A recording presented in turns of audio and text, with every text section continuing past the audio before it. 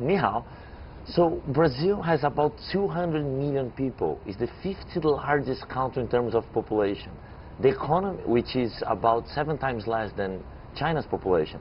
The economy of Brazil is one of the 10 largest in the world, about 7 times smaller than the economy of China. However, when we look at the number of unicorns, Brazil has only 2, and China has over 160. And the 2 Brazilian unicorns received investments from Chinese companies. So Brazilian investors are saying, wait, why are so many unicorns being born there? I will go there and find those soon-to-be-born unicorns, invest in them, and help to bring them to Brazil. So my role has been to build this golden bridge between Brazil and China, and it's going really well. Demand on both sides could not be higher. So what sort of investments are they most interested in? You know, they are looking for, one thing that I learned with investors is that you do not build a company, you build a team, and your team builds your company. So the first thing they look at is the quality of the entrepreneurs.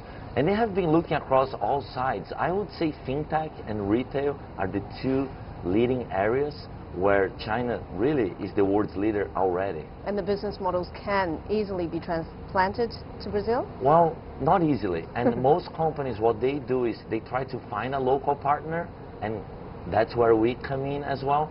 StartSe is Brazil's largest media tech firm in covering innovation, technology, entrepreneurship. We've brought over 100 people to China and 1,500 to the Silicon Valley and about another 100 to Israel, the 3 main hubs of innovation in the world, in our belief. You also held a conference recently where Chinese tech giants spoke. What was their message at that event? So there were 2,000 people in Brazil learning about the new digital China, the largest event about the new digital China in Latin America. We brought people from Alibaba, Liang Pay, and some other unicorns. And the key message was, stop, because Brazil is still a bit ignorant about the new China. And I think the key takeaway was, stop looking at China as a copycat of the world. This is not what is happening here. Innovation that is being born here is going to impact the way that Brazilians do business, number 1. And number 2, look at China as a potential country to export goods and services, not only to import stuff. Still, the knowledge about China in Brazil is limited, and this is also one of my company's goals, to connect and to bring information and education about the Chinese But market. there is a theory that China's very successful internet landscape or ecosystem cannot be replicated elsewhere, and so those success stories, once they go overseas, sometimes run into trouble. So that's a great point. If you look at Ant Financials, the world's most valuable unicorn, which is the financial arm super unicorn of Alibaba, you look at the way that they go abroad. They find local partners. Tencent has just acquired a percentage in Brazil's 2nd unicorn. The first unicorn was acquired by Didi. So what is happening is we're seeing these Chinese tech giants, and even the Chinese smaller unicorns, we wouldn't call them giants just yet. When they decide to go to Brazil, they look for partners. And how do they go about that? That's where we come in.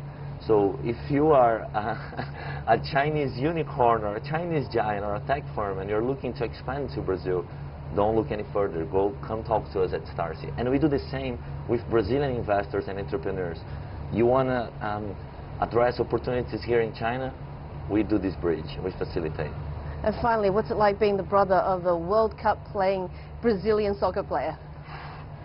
You know, it was so tough. We had high hopes.